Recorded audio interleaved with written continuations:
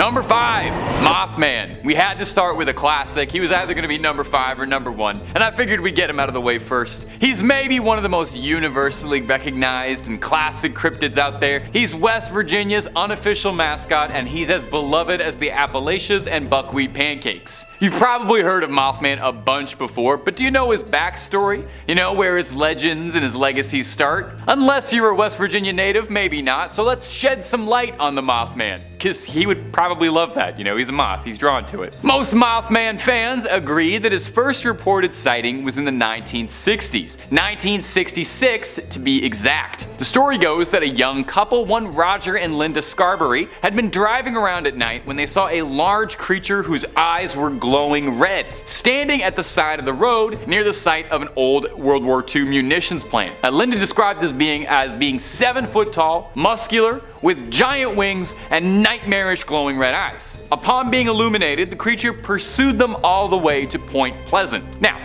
one isolated sighting does not make a cryptid legend, so it was probably the repeated sightings that propelled our favorite moth into legend status. For the next few weeks, Virginians kept reporting sightings of a bizarre, large, bird-like creature with glowing red eyes. On December 15th, 1967, the Silver Bridge in West Virginia collapsed, with several locals conspiring that the Mothman was involved and could be seen flying away from the crime scene. I always thought he was benevolent, just like a fun, I don't know, guy. I didn't know he did stuff like that. This is unwelcome news. Maybe it's just because we all like the idea of him so much. He does look weirdly cuddly, but Mothman is an absolutely beloved figure to West Virginia and cryptid fans all over. He's kind of larger than life, and it's easy to forget that the first initial sightings and reports of him was that he was a paranormal threat intent on harming humans, considering just how adorable he is now. He's got movies, stuffed toys, and even a festival in his hometown dedicated to celebrating our favorite freak. And if you're looking for more stories of freaks of nature,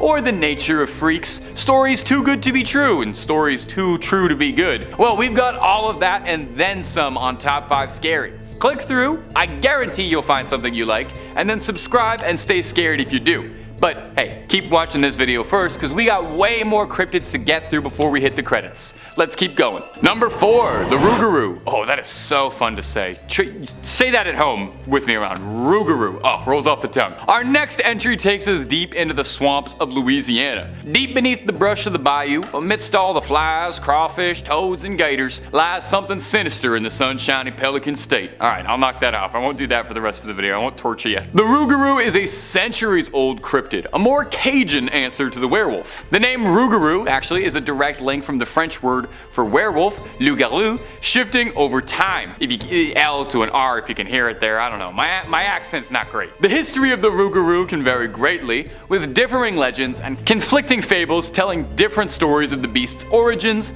or motives, but it can all be traced all the way back to medieval France. Back in those days, a lot could go wrong. Lost crops, your livestock goes missing, your children go missing, your house burns down, all your investments in cryptocurrency go up in smoke, and all your apes get stolen. Any number of terrible things could happen to a French medieval peasant. And when that would happen, instead of cursing out or lashing out at the sky, you would blame the Rougarou for your troubles. It's very easy to pin all your problems on an imaginary werewolf. I do that all the time. I stub my toe, I curse out a werewolf. Villages would capture people who they believed to be acting strangely, or even sometimes just somebody who lived out in the woods, and pin all the blame on the village's problems on them for being a werewolf. So unfair, the discrimination werewolves receive. This tradition of blaming an invisible werewolf for your problems led to the Rougarou becoming a fixture in legends passed down from French Catholics, mostly about behaving. Stories would be told of how if you didn't behave, you didn't follow your parents' rules, the Rougarou would come and he'd snatch you from your bed in the middle of the night and carry you off in the woods. Or sometimes he's like a very Catholic monster. If you didn't adhere to the rules of Lent every year, your sinful ways would see you transforming into a Rougarou. So it's a Catholic werewolf born out of naughty behavior instead of being bit by one. How exactly someone like transforms into a Rougarou is not made super clear, like if it only happens on full moons or if it's a one and done kind of thing and then you're a furry for life. All that's known is that the Rougarou is a deadly creature of the night, stalking the swamps, giving pause to travelers who dare explore the bayou late at night. But hey, so long as you mind your P's and Q's and you promise to give up whatever you said you would for Lent, you and the Rougarou should be headed in different directions. Hopefully. Number 3. Skinwalkers. This one is a very popular cryptid online, and you've probably heard a great deal about them before if you're a fan of this kind of thing. But the term does kind of get thrown around a lot and ends up describing all sorts of things that might not be super accurate. So let's take a look at examining some of the history of the legend and where it stems from. Skinwalkers are apparently like really viral on TikTok. I wouldn't know, I gotta be honest, I'd try to really limit how much time I'm on that. The Skinwalker is a creature of Navajo legend where it's referred to as a Yi Naldushi, and please forgive me if that's pronounced incorrectly. It translates to, by means of it, it goes on all fours, referring to their tendency to walk like an animal. Navajo witches and skinwalkers go against traditional Navajo values and are seen as the antithesis of their core beliefs. As well, it's worth adding, legends of skinwalkers and Navajo witches are not particularly well known or well told outside of indigenous communities, and some indigenous advocates and groups are not the biggest fan of their folklore and cultural history being made into fodder for ghost stories. Animals commonly associated with skinwalkers are coyotes, wolves, foxes, eagles, owls, or crows, but skinwalkers are said to be able to have the power to assume the form of any animal they see fit. Now, a variation of the legend surrounding the creature is that they're able to extend this ability to taking the face of a human victim, which is extremely scary. Some legends say that skinwalkers gain power from a victim's fear and that they prey on those who are afraid. And some state that looking into the eyes of one will cause your body to seize up, overtaken by the fear, where it will then attack you. On TikTok, as I've come to understand from some very intensive research, and definitely not just goofing off at my desk watching TikToks of cats falling down on my phone, is that skinwalkers are popularly thought to be a creature imitating humans or animals and doing a poor job of it. Which case, if that is true, the likelihood of me being a skinwalker? Sky high. Number 2, Mongolian Deathworm. Our next entry is a cryptid whose name really says it all. If you ever hear something get described as a Mongolian Deathworm, you have to figure that is probably not the friendliest form of life out there. For starters, it sounds like it would be way more at home in the dunes of Arrakis than it would be on our Earth. That one's for my Frank Herbert heads out there. The creature is also called Ogopogo, which translates to large intestine worm, which is, that's just lovely. Appetizing. It allegedly lives in the Gobi Desert, has been evading hunters since the 20s when it first rose to prominence. A paleontologist and author going by the name of Roy Chapman Andrew recounted a story he'd heard at a gathering with several Mongolian officials, where they all talked of the worm at great length. Now, no one among them could claim to have actually seen it, but everyone firmly believed in its existence. In this book, he describes the worm as being about 2 feet long, with no head or limbs to speak of, and has such poisonous skin that direct contact is enough to have you buying the farm. It's described as well as having a sprayable venom and an electric discharge. You should probably see a doctor for that. It burrows underground, only coming up to the surface to hunt and eat, presumably. In 1990, Czechoslovakian cryptozoologist, and wow, that's a mouthful, Ivan Macro led a team to try and find the creature in the Gobi Desert. This I love so much because Dune is my favorite book. They use the same technique that the Fremen of Arrakis use to try and find these worms that the Fremen used to deal with the sandworms. They used a rhythmic thumping made from a motor-driven thumper to try and summon the creature out of possible hiding spots. They never found the fabled worm, and that's because they weren't taking spice, so they couldn't see properly. So either it was just a dream, or the thing is very, very good at hiding. And I think with a little work, that could make a fun expression. Oh, it's as hard as trying to find a worm in a desert. We'll workshop it. Number 1, Gashadokuro. And our final entry is going to come from Japan, and as a fabled mythological creature, and may I just say, is one of my favorite mythical monsters I've read about in a while. As soon as I was reading about this thing, I started texting my friends. I was so excited about it. This thing is a real-life Dark Souls boss fight. Maybe I'm outing myself as way too much of a nerd here, but this thing is where the inspiration for High Lord Wolnir and Grave Lord Nito of Dark Souls fame came from. I couldn't resist throwing it out there. Sorry, guys. Formed from tens of thousands of bones of fallen soldiers, the Gashadokuro is a massive titan of a beast, a gigantic skyscraper-sized skeleton. Is that not the coolest thing you've ever heard? A giant which wanders around the countryside during the darkest hours of the night. Their teeth chatter and their bones rattle, which is why the translation for their name translates loosely to rattling skull. You'd have to imagine though, you would probably hear this thing chattering its teeth from a few hundred miles away. You'd hear it in the next town over. It's said that the Gashadokuro is born when mass amounts of soldiers die on the same battlefield. Their bodies rot in the fields, and they don't receive proper funerary rites. As such, their souls are filled with torment as their bodies lay face down in the muck, and that malice permeates their bones, causing them to twist and mend into unnatural ways, clumping together to eventually form the humongous skeletal monster of a boss fight, the Gashadokuro. Now,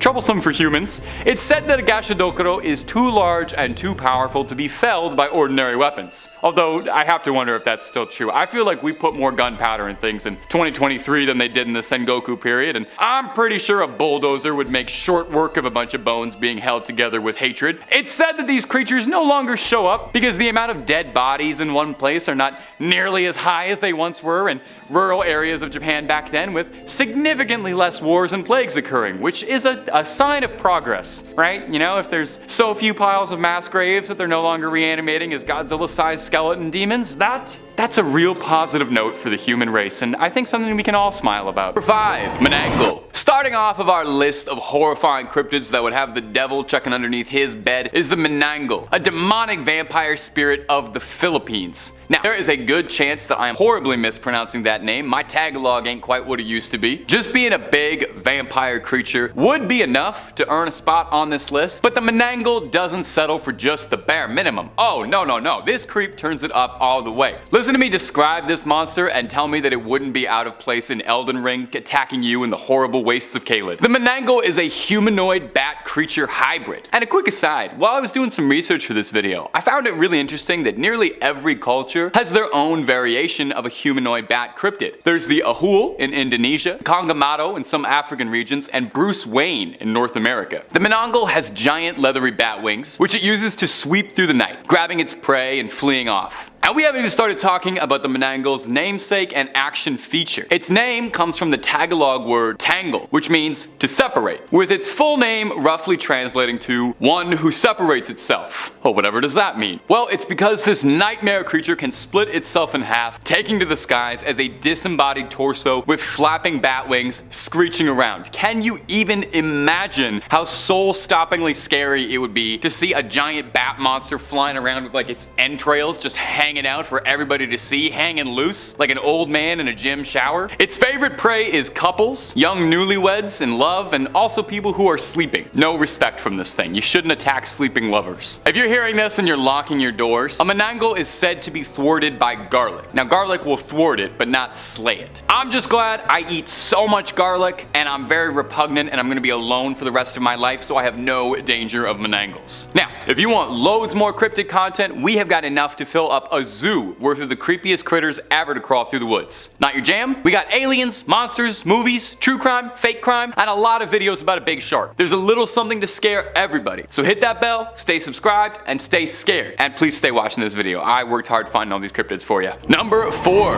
Joragumo. One of you delightful little ghouls in a previous video left a comment suggesting this one for me, and I thank you so much for putting me on the trail of this cryptid. I wouldn't have heard about it before, so shout out to the Phantom Spectator for this one. The Joragumo is a monster of Japanese folklore that's kind of like a succubus, but with a bit more of an arachnid twist. I can't say the name of what Joragumo translates to and stay within YouTube guidelines, but just know that it is extremely funny. I will give you a hint. Oldest profession spider. Ask your parents. Joragumo is considered a yokai, basically a Japanese demon. It's a powerful shapeshifter, maintaining the form of a beautiful young woman to seduce its prey and able to transform into a vicious spider to finish the job off. Well, what's she like to eat? Well, she has more acquired tastes than flies and grasshoppers. The Joragumo likes young, handsome men who are lonely and looking for love. When in her humanoid form, she'll seduce them, invite them back to her lair, and well, you can probably guess how it goes. The folklore behind Joragumo is fascinating. In Edo period Japan, spiders were considered to be mythical creatures with alien abilities, which, I mean, come on, totally reasonable. And it was said that the older a spider gets, the more powerful and potent its abilities would become, kind of like a wizard. A Joragumo is a spider that's lived for hundreds of years to be able to shapeshift, and she doesn't even look a day over 25. Not bad. An old folktale tells the story of a woodcutter who fell in love with a woman he met at a waterfall. He visited her every day but grew weaker with each visit. A priest accompanied him one day, and when a spider thread reached out to the woodcutter, the priest yelled, warning the woodcutter that the woman he loved was a dreaded Jorgumo. Already ensnared by her spell, he persisted and ran towards the waterfall, where he was entangled in the web and never seen again. Number 3.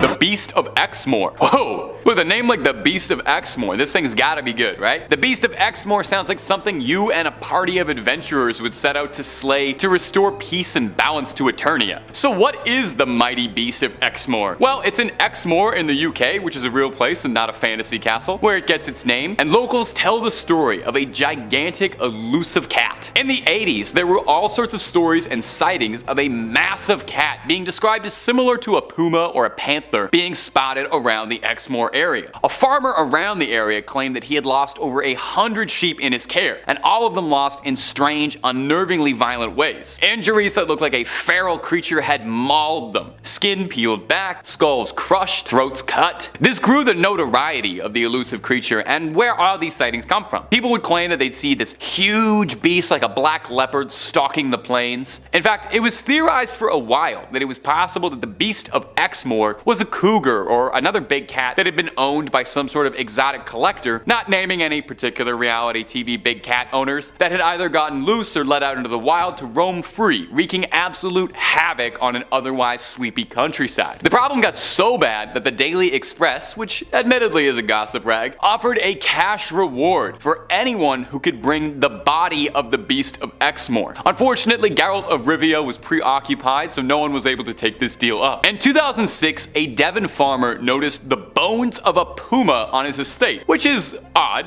as there are very few pumas roaming the British countryside. There's cougars, yes, there's a lot of cougars in Great Britain and the UK, but I wouldn't consider Catherine Zeta-Jones a threat. So was the bones found the remnants of the Beast of Exmoor, or does this elusive cryptid still stalk the night, attacking sheep? The frustrating thing about hunting a cat cryptid is there's no way it's gonna come when you call it. Best thing you can do is put out a big cardboard box and hope that it'll jump inside that, because it's a cat. Number 2, Goatman. Okay, some of these cryptids have been a little grounded, realistic animals that got loose or whatever. I'm over that. We need one on this list that's just completely out there in every regard, supernatural and wild. So let's discuss the nastiest kid in Maryland, the Goatman. Now, he might look a bit like Mr. Tumnus, beloved childhood character, but he is not taking you anywhere as nice as Narnia anytime soon, and he sure as heck don't got no Turkish delight for you. He manifests as a half-human, half-goat, a satyr of sorts, and sightings and descriptions describe him as having a goat's head and the body of a man. The legend of the Goatman started down in Maryland, and is primarily where most of his legends come from, but he's also been sighted around Louisiana and Texas as well. We love a Goatman that's well-traveled. Goats have been figures in myths and folklore for generations, with goats thought to be associated with Satan and demons, but the Goatman himself is all Maryland. Depending on who's telling the story, he's just a supernatural entity that wanders the woods, or maybe he's a former goat farmer who became deranged after losing one too many goats and he's a madman in a costume. If that origin leaves a little bit to be desired, he's also got a fantastic comic book bad guy origin story where he's the product of a science experiment gone wrong to,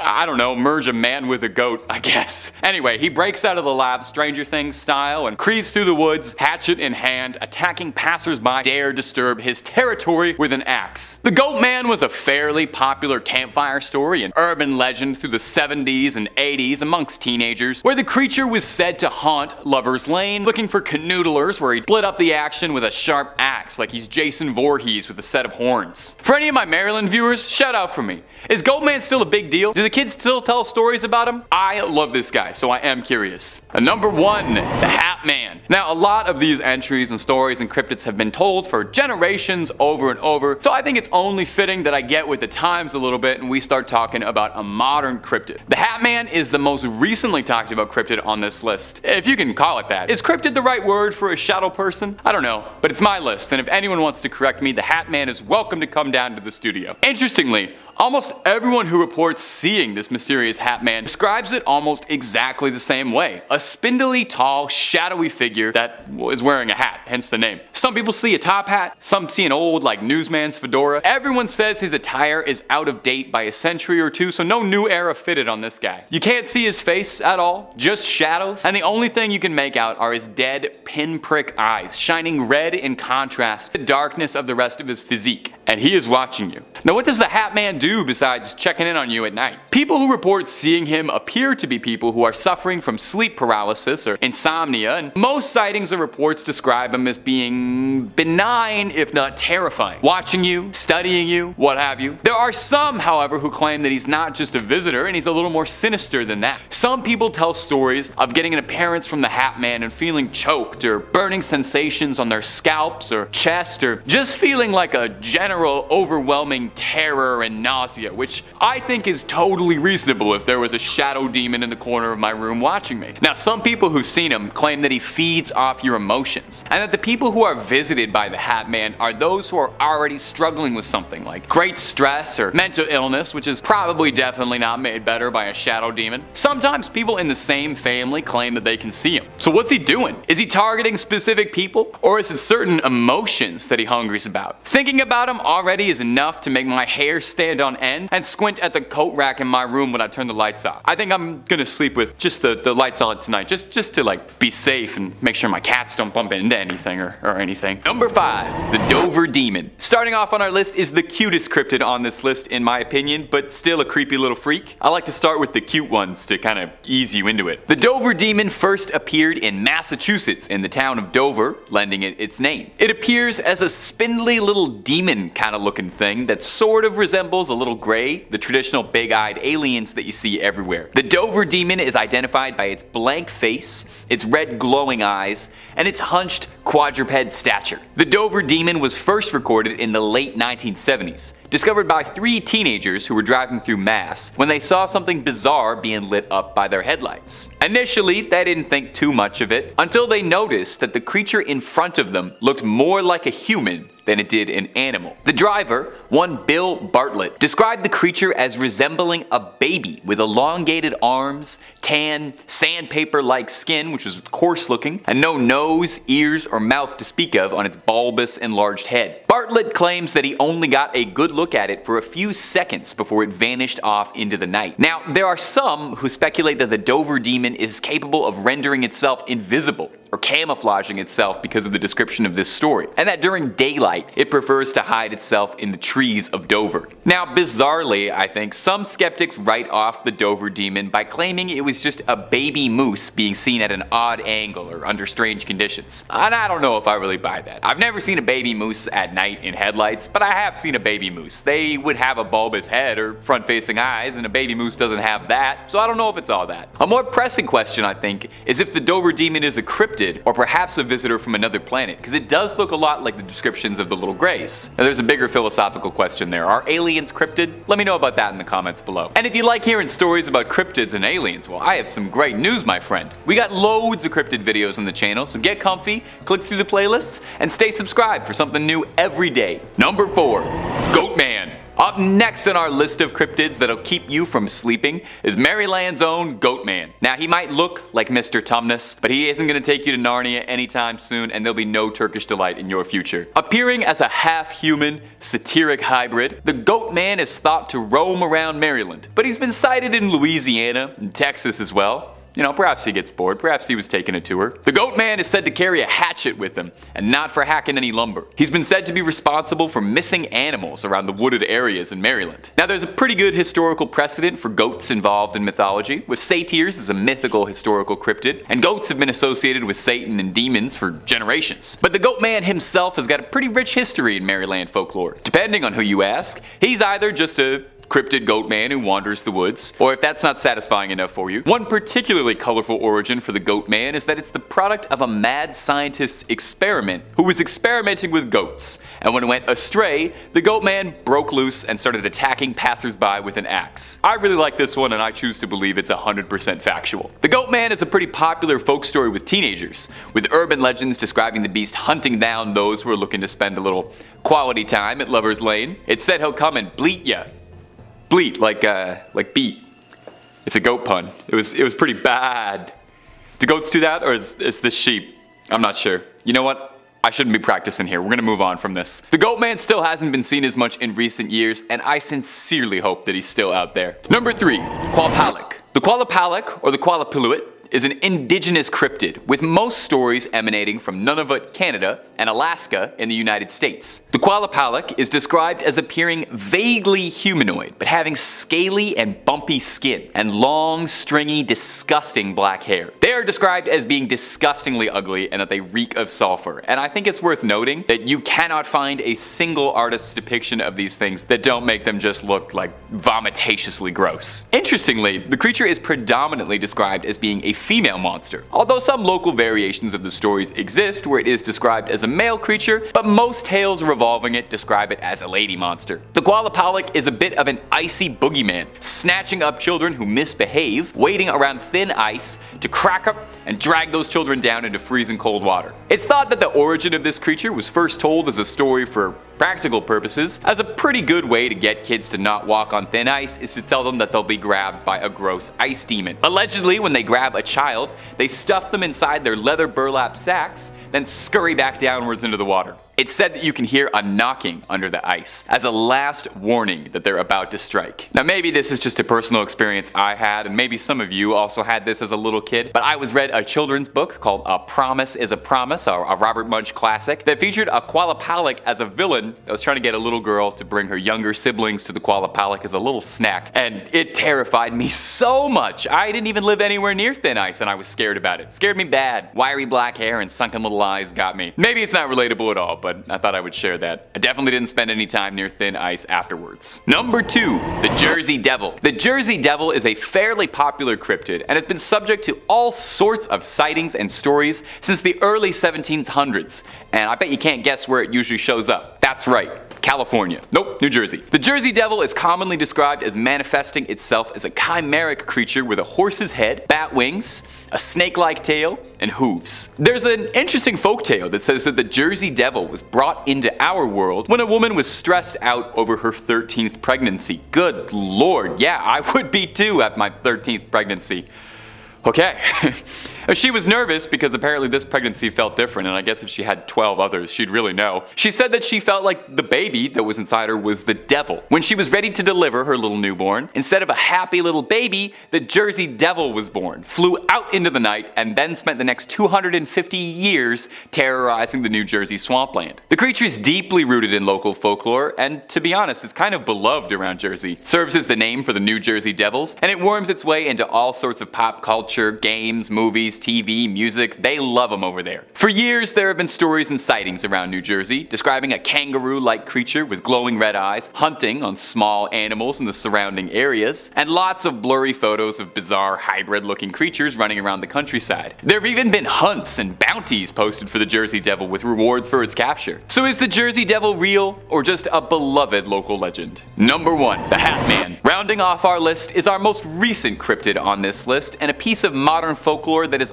already making a lasting legacy. The Hat Man is a shadow person, or at least thought to be. Everyone who's seen the Hat Man has described almost the same thing exactly, most concerningly. A spindly, shadowy figure that appears to be wearing a hat. Sometimes a fedora, sometimes a top hat, but everyone describes him as wearing an old, out-of-date style, so you're not going to see him in a shadowy snapback anytime soon. He always appears fairly towering, and you can't see his face. It's obscured, or just not present, and the only thing you're truly able to make out are his pinprick red eyes poking out of the shadows watching you. Depending on who you ask based on the sightings, the Hat Man can be considered somewhat benign.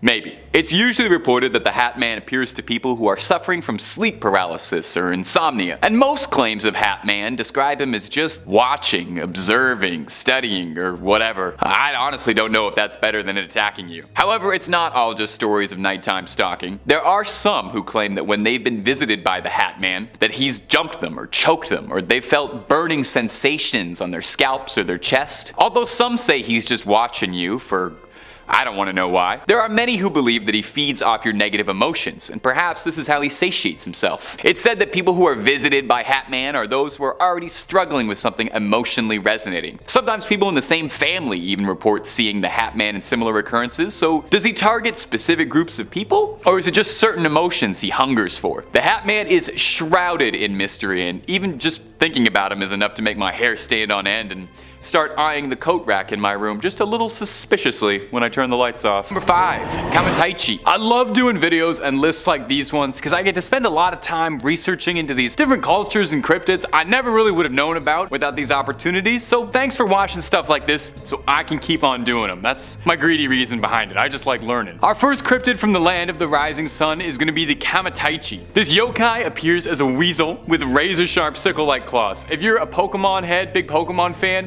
Sneasel from 2nd Gen, the Dark Ice type. He's based on a Kamataichi. They've got spiny fur, similar to a hedgehog, and they bark like a dog, and they have razor-sharp claws. These adorable, funny little guys are extremely lightweight, lighter than the wind itself even, and as such, travel by gusts of wind soaring through the sky like they're radical, furry little windsurfers. Legends of the Kamataichi first came about in the Chubu region of Japan, notorious for its icy sharp winds that were so powerful they would blow men over. These legends then took the form of the Kamataichi, the winds literally personified as this little vermin miscreant. It attacks you in the legs and it knocks you over. You're all exposed and helpless while it picks away at your vitals with its little sickle hands. These creatures are surgical when they strike. A Kamataichi sucks away and feeds on any of the gore left behind by their wounds. These creatures are said to be totally stealthy, impossible to see with the naked eye, and blend into their surroundings well. And here's some pedantic little wordplay trivia. I know all the kids at home love pedantic wordplay trivia. There's some debate as to whether or not Kamataichi's name is nothing more than a cheesy pun. There's a stance that old sword fighters in Japan would use called Kamataichi, translating loosely to sword stance, and well, you can see if you just literally squish those two sounds together. And if you're looking for way more cryptid content, creepy tales, true stories, fake stories, aliens, conspiracies, horror movies, and basically just about everything weird and freaky that could possibly happen on this world, Top 5 Scary is the place to be. So hit subscribe, ring that bell when you do, and stay scared. But also stay watching this video, okay? Nothing I love more than seeing you guys watch them all the way to the end. Now let's keep going. Number 4, Teke Teke. Coming in next is gonna be a fairly newer urban legend, but it gripped me so much I had to include it in this. It's the Teke Teke. Teke Teke is a legend about the ghost of a student who was slain when she fell onto a railway line, where she was then split in half by a train. No easy way to say that, might as well just get it out of the way. Much like an Onryo, which, hold on to that thought for now, we're gonna come back to that in a minute. She's a vengeful spirit of a wronged woman who lurks train stations at night stalking out for her victims. She drags herself across the ground using her arms, dragging the spine sticking out of her torso, scraping across the ground, making a horrifying ticka ticka ticka ticka ticka ticka sound from where she gets her name. And you thought that was just like a cute little sounding name, didn't you? Nope. Try if you can. Just try to get the mental image out of your head of a ghost girl clawing along on just her hands and elbows and her spine following along behind her. And she's also carrying a giant sickle with her, so there's that too. She's really not much of a farmer, so I'll tell you right now, she's not using that for crops. If she finds you, Teke Teke will chase you and slice you in half. Whoops. Some variations say that she only takes your legs, which I guess is better, but really not by much. There's a specific variation of the legend that gives Teke Teke a bit more backstory for her origin, saying her name is Kashima Raiko, and she's a specific entity. She died when her legs were severed from her body, and the next part gets a bit creepy, so you might want to grab onto something, maybe put a little salt circle around your computer. It's said that when an individual learns of Kashima's story, she'll appear to you within the next month. So start timing now, I guess. Kashima Raiko is said to haunt bathroom stalls asking where her legs have gone. If you answer in a way she doesn't approve of, she'll take them from you. Incredibly bizarrely, most of all, this isn't the only bathroom themed horror story on this list, and I'm not joking, so we'll talk about that in a minute, but in the meantime sit tight and wait what I could possibly mean. Number 3, Kamakiri. Something I really like about reading about Japanese yokai and their mythological monsters when you read about a bunch of them is that they tend to kind of fall into 2 categories, you know? It's either the most terrifying thing I have ever heard in my life, a story of a malevolent spirit that's been wronged and will haunt you and do something unspeakable for a painful death, or they're just like weird little goblins or like weird little ghouls that go around doing silly little things. The Kamakiri is one of the silliest little demons I have ever read about, so that's why I'm including them, because they're hilarious. A Kamakiri looks like a weird little bird, like a little bird monster, with a razor sharp beak and very pointed claws. They're teeny tiny and very sneaky to move undetected. So what does the dreaded kamakiri do? Are you ready for this? Hold on to something because this is going to terrify you. It breaks into your house at night and it cuts your hair. They hide in your roof and they wait at night for the perfect moment to strike, and then they go in and they just mess up your perfect do. They layer it all weird. They cut the ends right off. They frost your tips and they go after anyone. Okay? They're not picky. If you've got a head of hair, they want to snip it up. Only the baldies are safe now. They wait until you're asleep. And if you're wondering, you're just sitting there like, why would anyone tell a story about this monster? Why would anyone make this up? It was in periods of Japanese history when long hair was really the only fashion and accepted hairstyle. I would have done great. So the idea of a nobleman having his hair cut in the middle of the night was like spine chilling. These days though, it just makes kamakiri sound like he's like a college prankster than it does a real monster. But that's only half of why I thought this creature was so funny. Aside from the split end touch-ups, a kamakiri cutting your hair is said to be a sign that the victim is about to unknowingly marry a yokai. Shapeshifters like Yorigumo or Kitsune can trick young men into marriage. So the kamakiri steps in and he cuts your hair to let you know you might accidentally end up marrying a demon spider shapeshifter woman. And I just got paid to say that sentence out loud. We made it, ma. Kamakiri, you might win the top 5 scary award for one of the funniest cryptids we've ever talked about on the channel. A solid number 2 compared to my true favorite, Akaname, the demon that comes into your bathroom and eats waste, which I guess would make him number 2. That's the rudest joke I'll ever tell on this channel. I'm so sorry. You guys can cut that if you want. Okay, moving on. Number 2, Akamanto. The Akamanto, also known as the Red Cloak, is a masked spirit and may very well be one of the most evil, weird creatures I've ever heard described in folklore, so just wait till you get a load of this. Now, like any good folktale, there are some local variations in how Akamanto operates, but the elements that remain consistent across all tales are that the Akamanto preys on you during your most personal moments. You know, he tends to come for kings who sit on a porcelain throne. He visits you in the smallest room in the house. He catches you with your pants down. This demon comes for you when you're on the toilet. If that isn't quite getting across yet, I didn't know how to just say it. The Akamanto then offers you a deadly choice, pulls a little matrix on you, and it asks you to choose between red toilet paper or blue toilet paper. Kind of like that one scene from Squid Games with the guy offering the paper. Actually, a little funny trivia, the creator of Squid Games confirmed this monster is what inspired that scene. So a little symbolism about that you didn't know about before and now you do. Now, it's all a trick question, of course. Neither of the toilet papers this ghastly spirit has for you are anything like the Royale kittens. The red paper means you'll find yourself all cut up, leaving behind quite a mess. And the blue option means you'll be left gasping for air, clean, but slow and painful. The only way to escape the Akamanto's dreaded game is to tell him you've got enough, actually, and thanks for asking, but you're good. No, really, you just have to ignore him.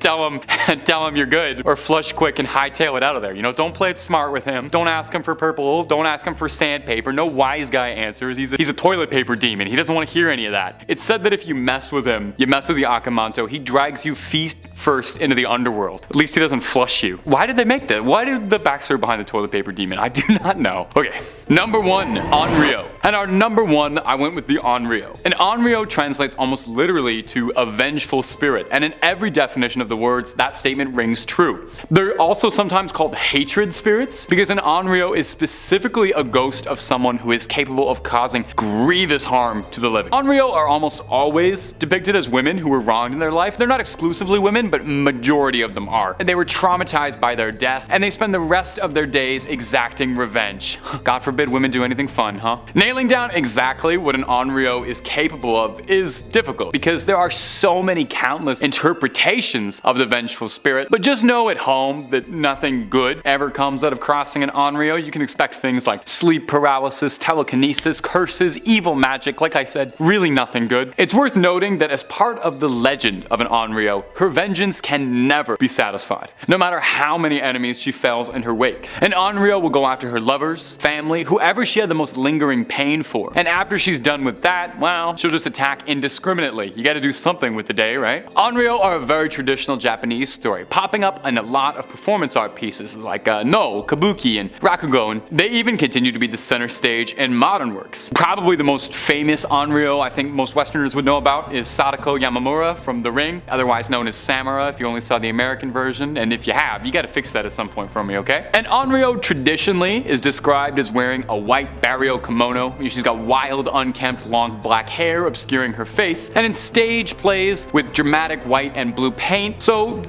she looks like the girl from The Ring, basically. And how does one stop an Onryo? Oh, you don't. Yeah, there's nothing. Once she's coming for you, she's coming for you. So, be nice. Just be nice to the ladies in your life and hope that they never come back as vengeful revenge spirits. Well, that's about all she wrote, my ghouls and goblins. Thanks so much for watching. Creep on, creeping on, and I'll see you in the next one. Although, hey, who are you? You can't come into the studio.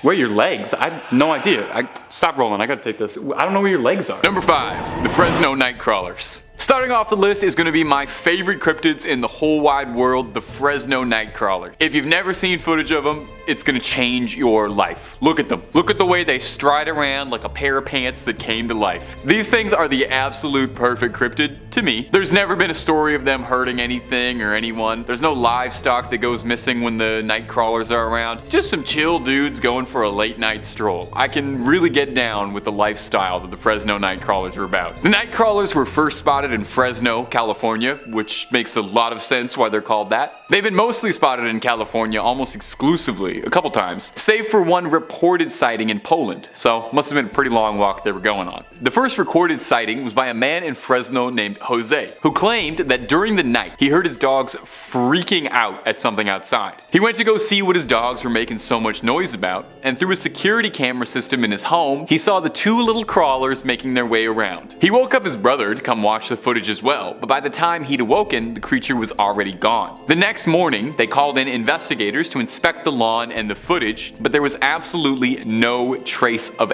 anything. No footprints, no spots, nothing. All they had was grainy CCTV footage of the Nightcrawlers making their way down the lawn. Since their sighting, there's been endless debate as to just what the Nightcrawlers are. Some suspect spirits or ghosts, because they do look kind of spectral in the video, but a number of people have also put forward the idea that the Nightcrawlers could be visitors from another world. They don't look like anything on this planet, so maybe they came down. Who's to say? The only person who can truly decide is you. And hey, if you want to see loads more videos of things what might be cryptids or what might be aliens, then you already know the vibe. It's Top 5 Scary. We got more videos of cryptids and aliens that you could ever watch, but you're welcome to try.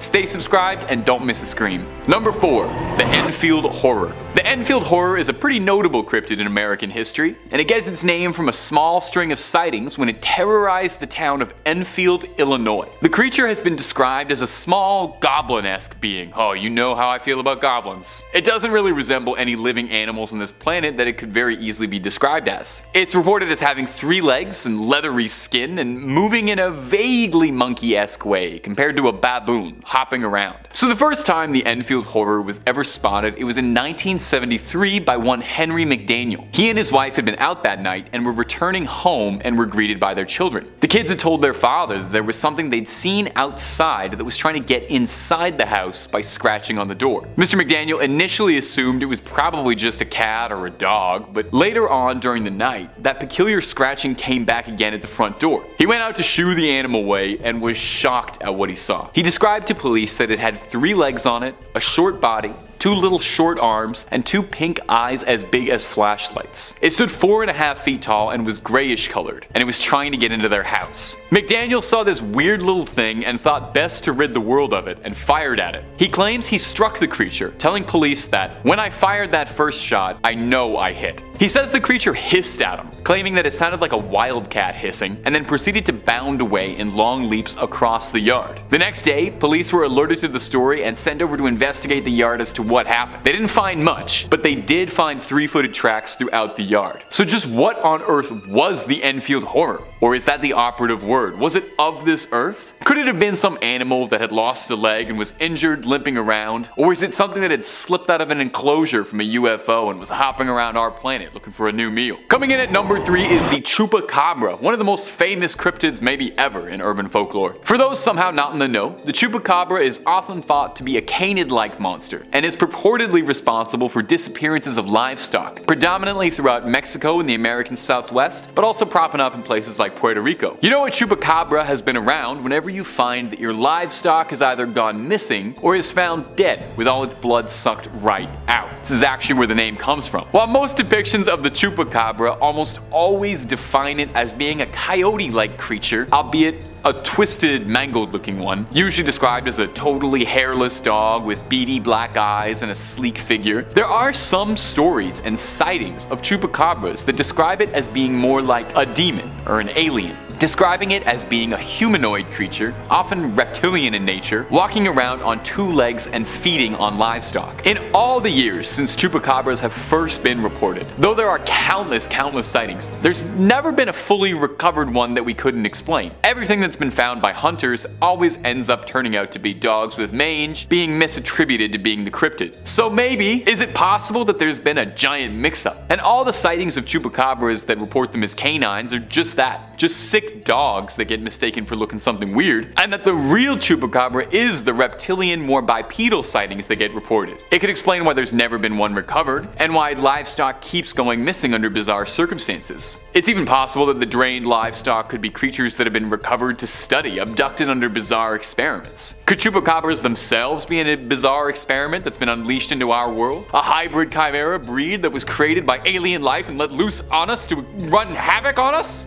Number 2. The Dover Demon. The Dover Demon looks outright like an alien, maybe more so than anything else on this list. Its description describes it as a pale, naked, leathery creature with a giant watermelon-esque head and no discernible facial features outside of two gigantic eyes. Kinda looks like Roger from American Dad. It looks like the exact depiction of a little gray man. The first ever sighting of the Dover Demon was in 1977 in the small town of Dover, Massachusetts. One Bill Bartlett was driving down the road with his friends late at night, until they saw something bizarre creeping along a low wall of loose stones on the side of the road. Initially, Bartlett assumed that it was just a cat, one of the most often mistaken creatures for cryptids. But as the headlights shone on it, he realized it wasn't like anything he had ever seen. The creature slowly looked up to stare at him, and he described it as having peach-colored skin with a rough texture akin to sandpaper. Not long after initially seeing the Dover Demon, it disappeared almost into thin air. The creature vanished. It's been wondered, actually, by cryptozoologists after this sighting if perhaps the creature had some sort of camouflage ability or some sort of transportation ability even. Given the extreme resemblance to little greys, the alien most commonly described as being the ones responsible for most abductions, could it be possible that the Dover Demon was something scouting out, a creature looking out from above the stars? Could that possibly explain why the creature was able to vanish so quickly? Was it just a remarkably sneaky little fella? Or is it possible that it was technologically advanced in some way or being backed up by someone else who beamed it on back to whatever ship it came from? And finally, at our number 1 spot is the Flatwoods Monster, a creature that has long since thought to be alien in origin and not a cryptid as some have said. The Flatwoods Monster was first sighted in West Virginia because of course it was. Everything creepy is in West Virginia. West Virginia is nothing but beautiful, the most picturesque mountains you've ever seen in your life, and horrifying monsters all the way down. John Denver forgot to tell you that part in the songs. The Flatwood Monster was described as being 10 feet tall and roughly 4 feet wide. It's described as being more mechanical in nature than it is organic, kind of a Darth Vader deal going on. Its most notable feature is its giant head with 2 gigantic glowing eyes, described as either bright red or bright green depending on who's telling the story, and it's got a giant cowl in the shape of a spade behind this big orb, making it look like a big weird alien vampire. Its body was armored with thick vertical pipes, and it's got spindly little arms. The first ever sighting of the Flatwood Monster was in the 50s, 1952 to be specific. 3 boys saw something flailing out of the sky, hitting the ground nearby. The boys went home, and one of them told their mother that they thought they'd seen something fall from the sky, maybe an asteroid, and they wanted some help to go check it out. Always a good idea to ask permission from your mom first if you're gonna go check out an alien. Stranger Things kids would have saved themselves so much trouble if they did that. They gathered a small search party together, you know, just in case, and the group gathered and sought out the farm where the object landed, and eventually made their way to the top of the hill, where they saw a large ball of fire and reported smelling some mist that was making their eyes burn. A person in the search party then noticed that there were 2 bright glowing green eyes that were floating around in the trees, and he flashed his light to unveil what was hiding in the dark. They were then treated to a full view of the Flatwood Monster in all of its horror. The creature then hissed at them and flew upwards into the night. never to be seen again. Now, over the years, detractors have claimed that the Flatwood Monster could just have been the darkness playing tricks on people's eyes, and that it could have been just a barn owl obscured by shadow. I definitely kind of see that. I see a similar enough face shape. Barn owls are kind of weird looking, but I feel like the size would be hard to misunderstand. Plus, that doesn't really explain off the mist that was making everyone's eyes burn, or the strange thing that fell from the sky. If you ask me, there's a lot more to say the Flatwood Monster is an alien than there is to say it's an owl. Kicking off at number 5, the Silver Woman. And this story comes from a police motorway patrol woman from Portsmouth, England, who explains that her career regularly confronts her with situations that are both bizarre and unnerving. But this one kind of takes the cake. On the 25th of November around 6:30 PM during a routine speed camera set up in the Portsmouth city centre, her speed trap began picking up random tracings of non-existent objects in pitch black darkness, hurtling past her vehicle at around 30 to 40 miles per hour. Now, I know what you might be thinking, the device was obviously malfunctioning, but that wasn't the case, and our police officer had already thought of that. She trained the camera manually back onto the road surface to see what had been picked up, and she was shocked to discover that on the screen was what could only be described as humanoid figures running up and down the street at about 40 feet ahead of the vehicle. Strangely enough, they seemed to have a silver appearance to them, almost shimmering and translucent. She looked out of the window and again, nothing was there, but when she looked back at the screen, about 10 feet away from the vehicle was one of the same silvery entities standing motionless, facing away from the van, hulking and breathing in a strange fashion, as if they were weighing up taking on the police officer.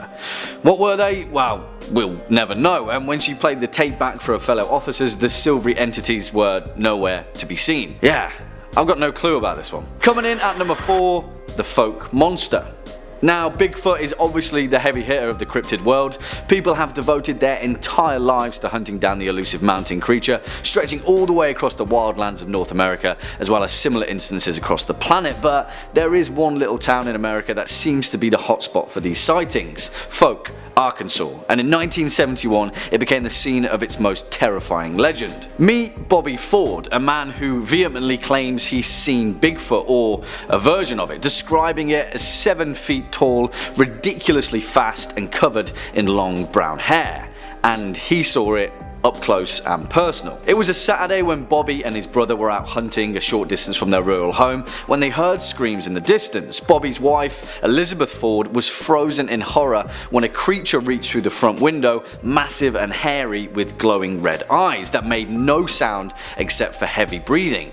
When Bobby and his brother ran back to the home, the creature turned and grabbed him as he sprinted up to the porch. It tackled him to the ground with ease and then disappeared into the woodland. The creature had left behind clear tracks in the house and nearby area, 3-toed footprints that matched the deep 3-fingered scratches that were made in the wood of the front porch.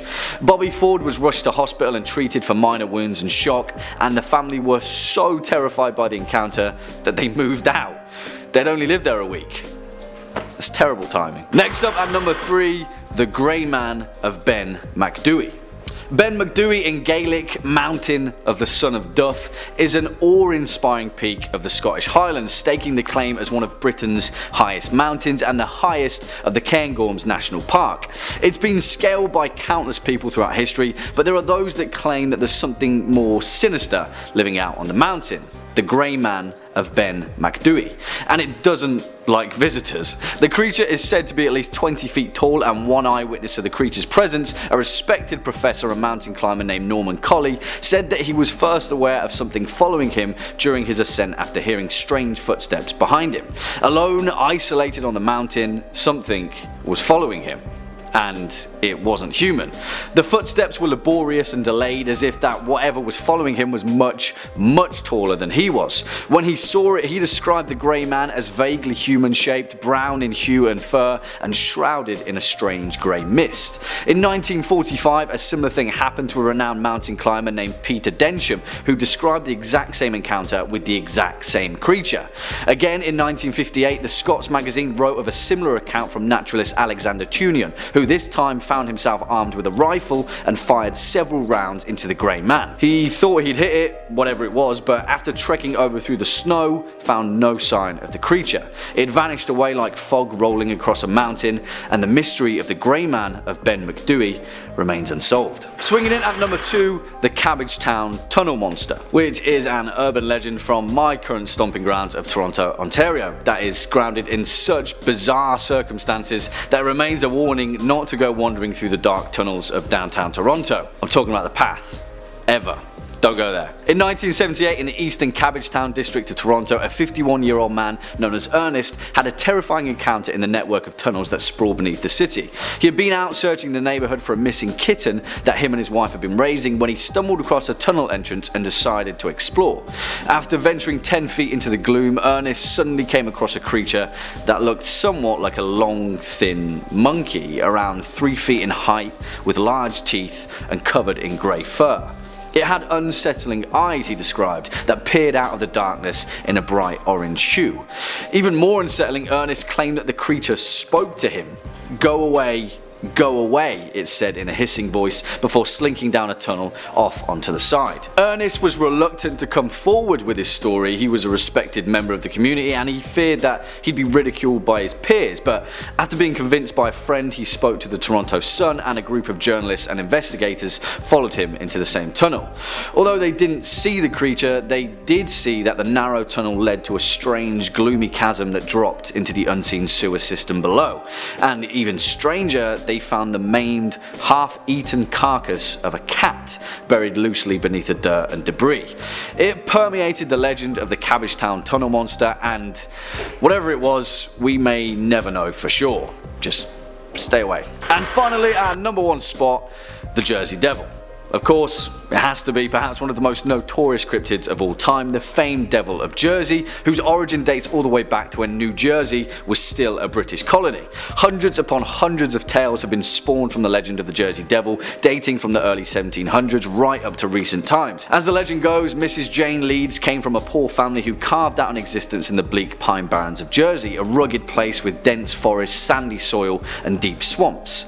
In 1735, Mrs. Leeds discovered that she was pregnant with her 13th child, which is, as they say, unlucky for some. Now, Mrs. Leeds wasn't too keen on giving birth, to say the least, and she claimed to friends and relatives that the devil can take the next one.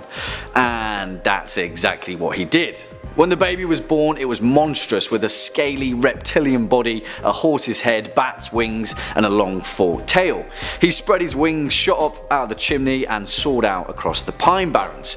The legend of the Jersey Devil was born. Now, whatever you think of this cryptid, truth, or urban legend, it's the frequency that the Jersey Devil appears in contemporary folklore that is important. Hundreds of people have reported sightings of a strange, bat-like creature with wings and a forked tail, flapping its wings across the pine barrens and cackling into the night. In 1816, Joseph Bonaparte, the brother of Napoleon, reported seeing the creature while hunting game in the woods.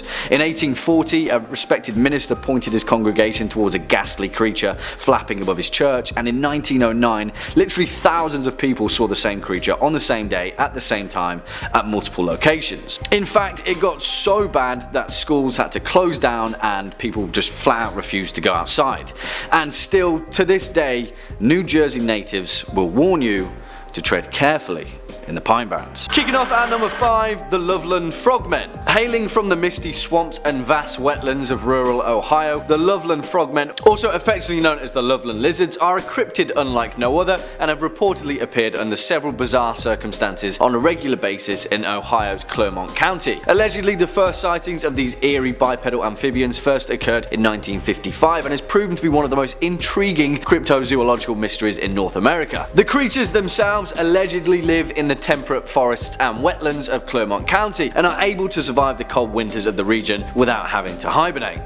Useful. During their first sighting at approximately 3:30 AM, a local businessman was driven down a lonely stretch of road running alongside the Miami River on the outskirts of the small town known as Loveland, Ohio. Suddenly and out of nowhere, the man claimed to have witnessed 3 bipedal quasi-reptilian entities emerge from the dense reeds and begin to congregate by the side of the road. The man slowed down and turned out his lights as he pulled his car up to a curb to observe these creatures further. He claimed that they stood between 3 and 4 feet tall, were covered with leathery skin, and had webbed hands and feet. Their most most distinguishing feature though was their distinctly frog-like head, which the man claimed bore deep wrinkles where their hair should have been. Well, since then, over 5 more sightings of the Loveland Frogmen have occurred over a 60-year period. What do you guys think?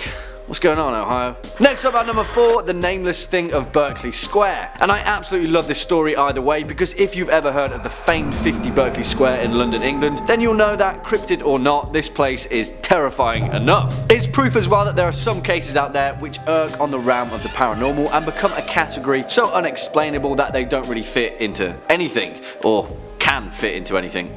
I don't know, it's pretty nebulous. Either way though, the haunted legacy of Berkeley Square has featured ghosts and poltergeists the world over, and it's widely considered to be one of the most haunted places in England. But there is one particular instance that takes the cake, the nameless thing of Berkeley Square. A tale that takes place in 1840 when a 20-year-old Sir Robert Walboys got into a drunken dare in which he had written off Berkeley Square and its paranormal reputation as a whole load of Kaiser Soze. He put money down that he could spend the night in the building's most cursed and haunted second floor, and so the next evening did exactly that, with a pistol in his hand.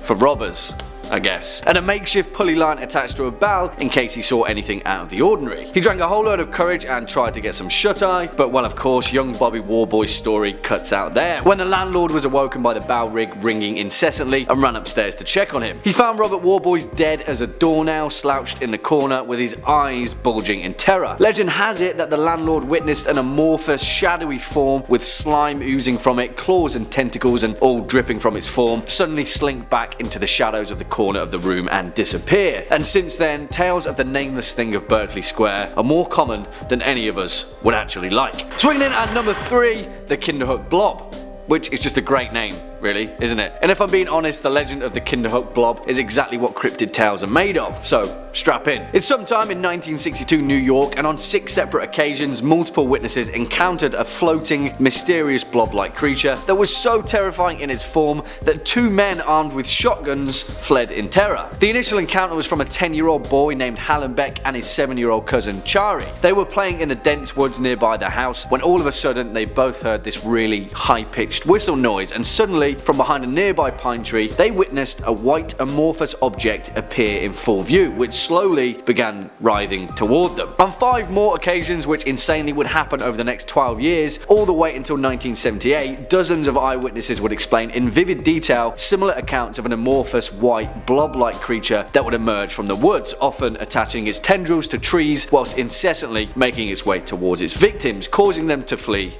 in terror. So much so that on one occasion 2 grown men tried blowing it to pieces with shotguns to no avail, and then turned tail and ran. What I love about this story is the essence of a cryptid tale. For all intents and purposes, the Kinderhook Blob could be a disused weather balloon floating listlessly through the air, but because it was seen multiple times by multiple people in the right setting, the legend of the terrifying white blob quickly became a horrifying reality. Either that, or it's a sentient alien life form that's going to consume us all, so yeah. Coming in next at number 2, the disappearance of Peter Grayson. The Groot slang, or the Groot slang, which in Afrikaans loosely translates to big snake, is a legendary creature widely considered to be one of the continent's most prolific cryptids, and is reputed to dwell exclusively in the deep caves and cavernous systems in the Richtersveld, South Africa. According to legend, the Groot slang is a primordial creature that is reputedly as old as the world itself, and dwells within what locals refer to as the bottomless pit, which also, conveniently enough, is also filled with precious diamonds. Well, diamonds historically have a proficiency of attracting daring adventurers, and one of those adventurers just so happened to be an English businessman known as Peter Grayson. In 1917, Grayson and a team of excavators began an expedition into the Richtersveld cave system, accompanied by several local guides. After heading out into the rocky desert landscape, and upon hearing that Grayson intended to descend into the bottomless pit, unwittingly the lair of the Groot slang, the local guides quickly left after warning Grayson that they'd lost friends and family to the violent serpent before, and they weren't going to do it again. He shrugged it off, and alongside his 2 excavators headed deep into the cave, and well, that's the last that they heard of any of them. The Grayson dynasty faded into obscurity after their patriarch was never seen alive again, but as the legend goes, one of the local guides returned to the cave a day or so later after feeling guilty for abandoning Grayson and his team. At the entrance of the cave, he found the body of an excavator, half of his body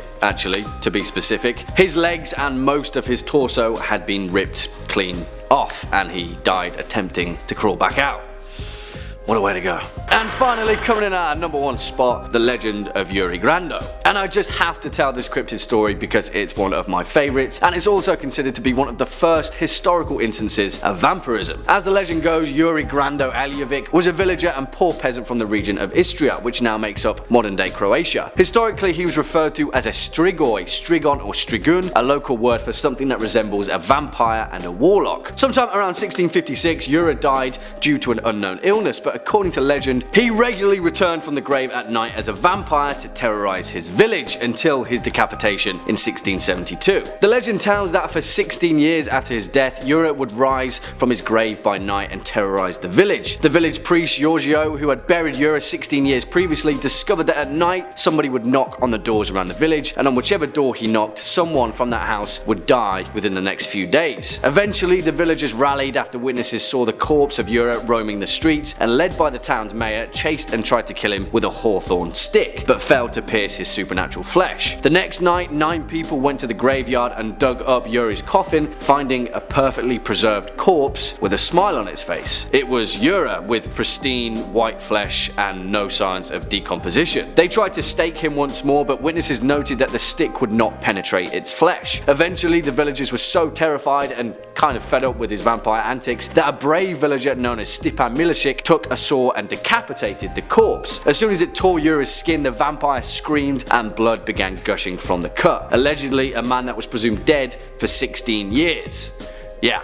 That one's pretty worrying, right? Number 5, the Honey Island Swamp Monster. Now our first entry is going to take us down to Louisiana, deep in the bayou, where all manner of sinister creatures are said to call their home. And there's a number of cryptids that live deep in the swamps. We got the Rougarou, the Night Folk, and the Honey Island Swamp Monster, beasts that got my attention right now. The Honey Island Swamp Monster is kind of like a Cajun cousin to Bigfoot. He's described as a gigantic bipedal furry monster resembling a hybrid of ape and man. The creature's been sighted and described dozens of times over through the years, but its initial sightings take us all the way back to the 1960s. This first documented report of Old Honey, as he sometimes likes to be called, comes from an air traffic controller who in his spare time took up wildlife photography, and his favorite spot to snap pictures was in, yep, you guessed it, Honey Island up in eastern Louisiana. After his passing, when relatives were going through his belongings, they found a series of photos and reels of Super 8 film that were thought to contain this creature. Now he claimed that in his time photographing Honey Island Swamp, he had discovered trails of footprints of these giant feet that showed only 4 toes, and near these untraceable mystery prints were the bodies of boars who had been ravaged beyond recognition. Now normally I would just say that's probably just the night folk doing what night folk do best, but this definitely sounds like the work of a vicious cryptid. Now interestingly, there are some cryptozoologists out there who cast a little doubt on the Honey Island Swamp Monster. Not that they don't think he's real, mind you, but that they think he's a different cryptid called the Rougarou, which I mentioned all the way back 30 seconds ago if you remember that. Another Cajun cryptid that I love so much I couldn't resist sneaking it into this video like he didn't want to pay for a ticket. It's top 6 scary cryptids now. Can't stop me when I'm filming, I make the rules. The Rougarou is described to be similar to a werewolf. It's a giant wolf man who lives in the swamps, but he hunts those who disobey the rules of Lent, which is surprisingly a lot more pious than most werewolves are. Could both of these creatures be out there in the swamps having a little monster mash out there? And if you're looking for way more cryptid content, we have got loads of that on Top 5 Scary and then some. Cryptid's not your jam? We got conspiracies, UFO sightings, stories too good to be true, and stories too true to be good. Click through, stay screaming, stay subscribed, but stay watching this video because we worked hard on it, okay? Moving on. Number 4, Ogopogo. One of the most common types of cryptid is the lake monster. There's of course Nessie, the Loch Ness monster, Champ, the lake monster from Lake Champlain, and Ishi, the Japanese lake monster. But for my pick, I'm going to be talking about the legendary creature who is said to reside in the depth of the Lake Okanagan in the Canadian province of British Columbia. It is known as the Ogopogo. This creature is closely tied with native myths, which told of a creature that they called Na'atik, which translated to the water god or water demon. They believed that the creature demanded a sacrifice in exchange for safe passage across the lake. Because of this, the First Nations of the area would sacrifice small animals before entering the water. Stories tell of a visiting chief who refused to offer up a sacrifice as he did not believe in the creature, and as a result, when he and his family family tried to cross the lake in their canoe, the creature used his long tail to whip up the surface of the lake and suck the canoe and its occupants down to the bottom of the lake. Ogopogo is often described as being a serpent-like creature, about 50 feet in length, with smooth, dark skin, who moves through the water at incredible speeds by coiling its body in vertical undulations and propelling itself forward with its powerful tail. Every year, there are reports from people claiming to see Ogopogo traveling across the Okanagan, with the usual grainy footage and blurry photos being given as proof of the creature's existence. In the 1980s, a cash reward was offered by a local tourism agency if anyone could prove the beast was real. After harsh words from Greenpeace, they were forced to clarify that the proof must be videotaped, and that if found, the monster was not to be captured. The Ogopogo is officially listed as an endangered species and is therefore protected from hunters. In one of the creature's most famous sightings, he was seen by 50 tourists who watched the Ogopogo for 45 minutes from the shore of a local beach, with one tourist being able to capture 10 seconds of 8mm film featuring the monster. Skeptics say that the sightings of the creature are usually groups of otters that are mistaken for one long creature rather than the several animals swimming together in a row. But regardless of the origin of this cryptid, or whether he is real or not, the Ogopogo has become a beloved tourist draw for the area, with the city of Kelowna, BC even having a statue of the creature as both a nod to local legend and a place for tourists to take their photo with the mythical creature. Number 3. El Chupacabra. Since the 1970s, livestock farmers have said its name with a careful whisper, hushed tones under their breath. Is this creature even real, or is it just another tall tale that's gotten out of hand? The Chupacabra is a cryptid notorious across Latin America and the southwestern United States. Its name literally translates to goat sucker, which is hilarious, in reference to its vampiric feeding habits. Now, depending on who is telling the stories and where, interestingly enough, the Chupacabra's appearance varies fairly wildly. In Spanish-speaking countries like Puerto Rico, the Chupacabra is depicted as very alien in appearance. It's very reptilian, has like little bug eyes, and has spines running down its arm and its back. Now, alternatively, and this is the depiction I suspect more of you probably know it as this is the more North American southwestern version of it, the classic Chupacabra, if you'd like, is depicting it as a feral, canid-like creature, looking like a mutant dog, usually with missing chunks of fur, angry snarls, looks something more like out of Resident Evil than it would be an alien. I think it's very funny that these are the two speeds of Chupacabra. You have alien or weird dog. There's a small section of the cryptozoology community who suspect that these two might actually be two entirely different cryptids altogether, and we're conflating them,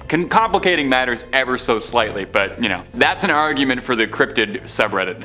A lot of politics there, that's all I'll say. The first origins of the critter can be traced back to the 70s in Puerto Rico, when a string of mysterious, extremely violent livestock deaths were all happening around the country with no explanation for what had happened. These animals, primarily goats and sheep, would be found drained bone dry of their bodily fluids. That's why it's called the goat sucker. There are some experts who believe it's possible that the Chupacabra could be sightings of a thought extinct species called the thylacine, and that's probably not how you pronounce that. I could have looked it up. Known more formally to his friends as the Tasmanian tiger, it's a weird little critter that doesn't quite look like a cat, doesn't quite look like a dog, and is kind of somewhere in the middle. Very cute, but it's thought to be extinct, with its last remains being officially found in 2022. There are some skeptics and experts out there who wonder if perhaps this real-life mythical beast could be what people have seen when they see the Chupacabra. So what do you think, my delightful little comment section? Is the fabled Chupacabra really out there terrorizing the lives of goats, or would you have to be a sucker to believe that? Oh, because he sucks goats.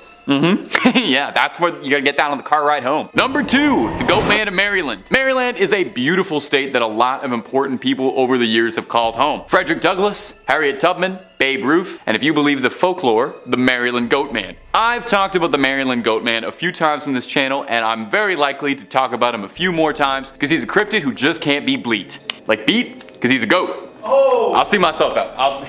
No, there's more of me. The Goat Man is a villain straight out of a direct-to-DVD horror movie. Said to resemble a satyr, this Chronicles of Narnia extra haunts the woods of Maryland, hatchet in hand, ready to attack anyone who dares disturb its territory. Like any good cryptid, there's some variations depending on who's telling the story of what he looks like. Sometimes he's more humanoid with a human face and a furry body, whereas sometimes it's outright monstrous with a goat's head and bipedal, looking like something out of a Greek myth. I greatly prefer the latter. The Goat Man has been a popular urban legend for a while now, with the earliest sightings and stories going all the way back to the 70s, when dogs around the area of Bowie, Maryland, were going missing at an alarming rate. Whispers came out about a malicious goat man who was stalking the woods, taking your pets as his prey, and these rumors caught on like wildfire, and the character became a very popular campfire story. You know, you'd see graffiti sprayed on the walls saying things like Goat Man was here or Goat Man is watching. Remind you to behave. Now, Goat Man's possible backstories are far too good to include. It's half the reason I have such a fondness for this cryptid. Depending on what Marylander you're talking to, you might hear that the Goat Man is a complete mystery. Just a strange goat demon who's bad to the bone. Or, if you want a way more colorful backstory, like I know you do, then the Goat Man is the product of a mysterious mad scientist's experiment to, I don't know really, do something with goats? Very possible this could be a Jeff Goldblum fly situation, somebody merged with a goat. Anyway, he escapes from the lab and he wreaks havoc on humanity and is said to mostly haunt Lover's Lane and go after teenagers in parked cars. I way prefer the backstory where he's a lab experiment and he's like a furry Jason Voorhees going after people smooching. Goat Man, we absolutely love you. If you are watching, please feel free to reach out, DM Top 5 Scary. We would love to have you on the channel to do a collab. You can share your side of things. Number 1. Man Bear Pig.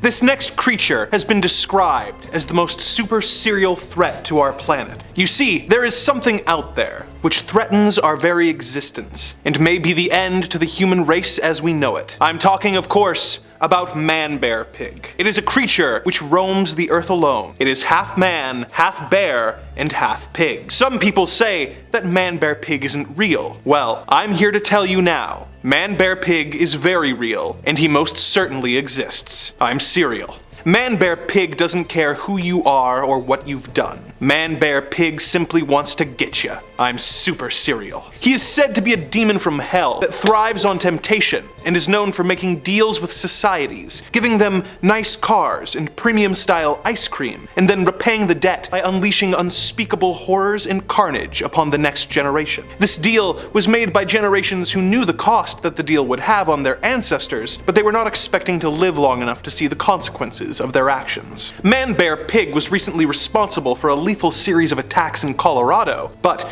despite the brutality in front of them, many locals still refused to believe that such a creature could exist. There is a rumor that a new deal was offered by the demon, where the town could stave off annihilation if they could give up soy sauce and Red Dead Redemption 2. Of course, the town refused such an unfair offer, cause plain rice, ugh. They instead renegotiated the deal with Man Bear Pig so that he would simply return in 5 years and unleash his fury 1,000-fold. How long do we have before Man Bear Pig returns? And is there anything we can do to stop him? If only we had taken Al Gore more serial. At number 5, we have the Jersey Devil. Known to exist in the Pine Barrens of New Jersey, the Jersey Devil is often described as having hooves. A snake's tail, bat wings, and a head that looks something like a horse. There have been many sightings throughout history of the Jersey Devil, with the cryptid dating all the way back to the 1700s and continuing on until the past decade. It is said that the Jersey Devil often glows and can breathe fire or poison water with its breath.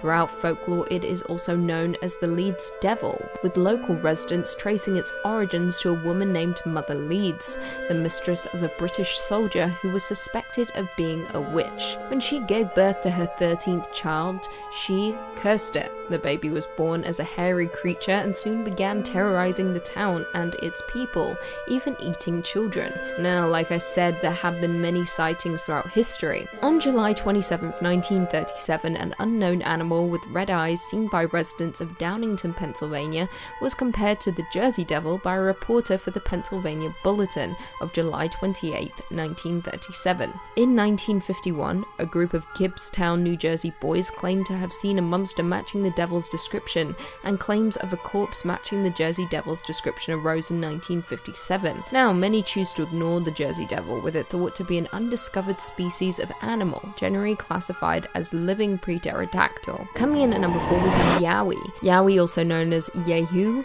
Yori, Hairy Man, or Yahoo, is a fanged humanoid creature or great ape featured in Aboriginal mythology along with Australian raptors or Burrinjaw. It is considered to be the Australian Bigfoot and contains many primate-like features, indicating that it is an undiscovered species of great ape. Yowie is described as being one of the most aggressive Sasquatch species and has been reported ripping the heads off of kangaroos and dogs. In the past, it has been described to be around 7 to 9 feet tall, with a large red mouth and talon-like claws according to Aboriginal legends.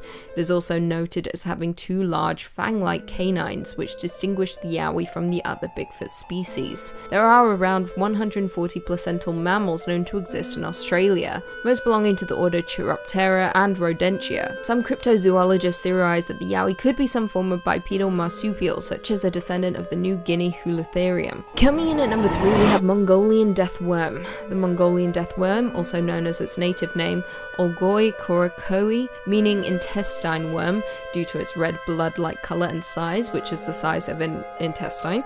It has often been described as around 2 to 7 feet long and possesses the ability to spit out a corrosive yellow saliva and generate blasts of electricity. Mongolian nomads believe the giant worm covers its prey with an acidic substance that turns everything a corroded yellow color. Legend has it that as a creature begins to attack, it raises half of its body out of the sand and starts to inflate until it explodes, releasing the lethal poison all over the victim. It is said that the livestock and humans are its main prey, and because Mongolia had been under Soviet control until 1990, there is very little known about the cryptid. Nobody is entirely sure what the worm actually is, with some experts claiming it to be fake due to the Gobi Desert being too hot an area for annelids to survive. Some have suggested it might be a skink, but they are said to have little legs and scaly skin, whereas witness accounts have specified that the worm is limbless and smooth-bodied. In 2005, an expedition from the Center for Fortean Zoology crossed 1,000 miles of the Gobi on the track of the death worm. They concluded it was likely a large unknown type of worm lizard, and the powers that were attributed to it were apocryphal. Coming in at number 2, we have Ahool. The Ahool, or the Atoll, is a winged cryptid often portrayed as a giant bat or even a flying primate depending on the variation. Tales tell of it living in the deepest parts of the jungle of Java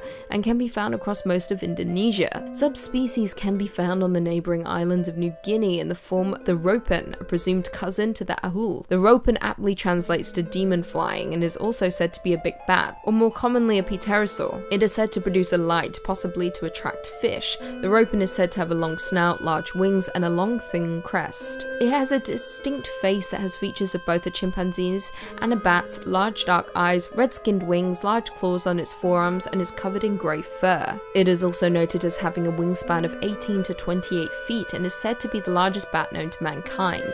Now back to the Ahools. They are said to be covered in a thick brown or black fur much like fruit bats, but unlike bats have a long, powerful legs and claws and are supposedly capable of pouncing on and snatching up living prey, including humans. Sightings of these winged beasts are often dismissed simply as mistaken glimpses of owls, eagles, and other large birds of prey that inhabit the rainforests. However, many sources can confirm that the beast does in fact exist, and may even be an isolated and undiscovered species. And finally, coming in at number 1, we have Black Shuck. Black Shuck, or Old Shuck, or simply Shuck, is the name given to an unknown creature which is said to roam in East Anglia. It is one of the many ghostly black dogs recorded across the British Isles.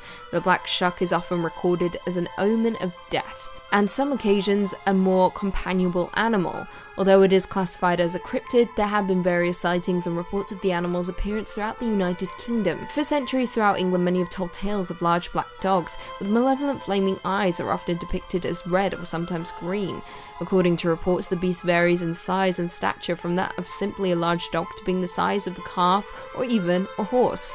Other accounts report that Black Shuck as floating on a carpet of mist, or even appearing headless. According to folklore, the Shuck haunts East Anglia, primarily coastline, graveyard, side roads, body of water, and dark forest. W.A. Dutt, in his 1901 Highways and Byways in East Anglia, describes the creature, I quote, "He takes the form of a huge black dog and prowls along the dark lanes and lonesome field footpaths where, although his howling makes the hearer's blood run cold, his footfalls make no sound.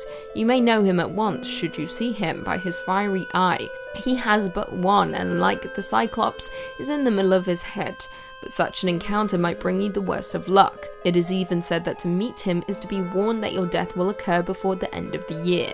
As I stated before, the Black Shuck has been reported many times, with one of the most notable reports being the appearance at the churches of Bungay and Blyberg in Suffolk. On August 4th, 1957, Black Shuck was said to have burst in through the church doors to a clap of thunder.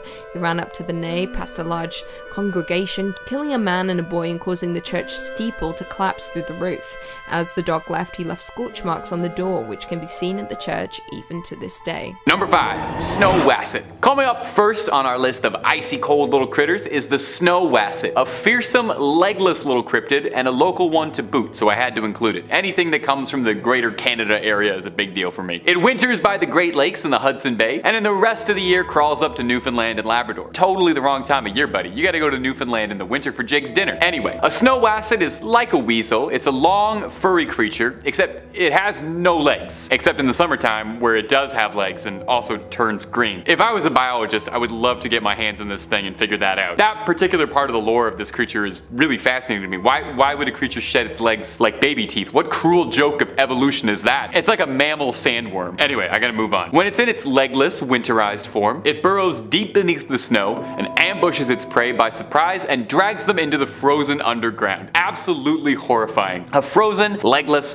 furry little snake is not pleasant by any definition. A wasset is said to be 4 times as large as a wolverine and 40 times as hungry, requiring a vast amount of meat to keep it sustained. Doesn't shed enough calories shedding those legs. I'm sorry, I don't know why I'm so hung up about this, my ghouls, but I am. Maybe it's because there's not actually that much information about the Snow Wasset out there. Sightings and stories about it date back mostly hundreds of years, and there haven't been too much buzz about them ever since. Perhaps they're extinct. Or perhaps they've all just burrowed under too deep where I can't see them. Either way, the only thing that really stood out for me is they turn green and have no legs, so I'm gonna keep banging on that. And hey, when it's this cold outside, what do you really need to go out for? Stay inside, order some food, turn the heat up, and keep watching Top 5 Scary for the rest of the night. And while you're there, maybe think about tossing a subscribe your way if it's not too much trouble. Number 4, the Nucklavi. Coming up next on this list is the Nucklavi, a cryptid that I had never heard of before researching for this video, so I hope it's new to you too and you get to learn something cool. The Nucklavi is an old Nordic myth, a demon of the sea appearing as a horrifying demonic, part horse, part man, part thing hybrid. Seriously, this thing is disgusting. It looks like somebody glued a bunch of leftover horse parts and man parts together, and it's completely skinless, leaving its exposed flesh to all the elements to see. Kinda looks like one of those behind the scenes video of how they make McDonald's chicken nuggets, you know? The Nucklavi is said to be trapped in the sea during the warmer months of the year, and then come winter is set free to wreak all kinds of havoc. This thing is pure evil, destroys just by breathing. The horsey head part emits toxic fumes just by opening its wretched maw, and this vapor causes crops to wilt, people to fall ill, and drought soon follows after. I see why they keep this thing locked up for most of the year, because it kinda sounds like a royal nuisance. It's thought that the Nucklavi was first created by old Nordic storytellers as a way of rationalizing and explaining away things like drought and plague destroying the harvest. It's much easier to put a face to your problems, and when that problem is a wretched flayed horseman, it's easy to get angry at that. When stories of the Nucklavi were told, it was thought to be so evil that its name was always said in a hushed whisper for fears of speaking too loudly of it could attract its attention. Oh, I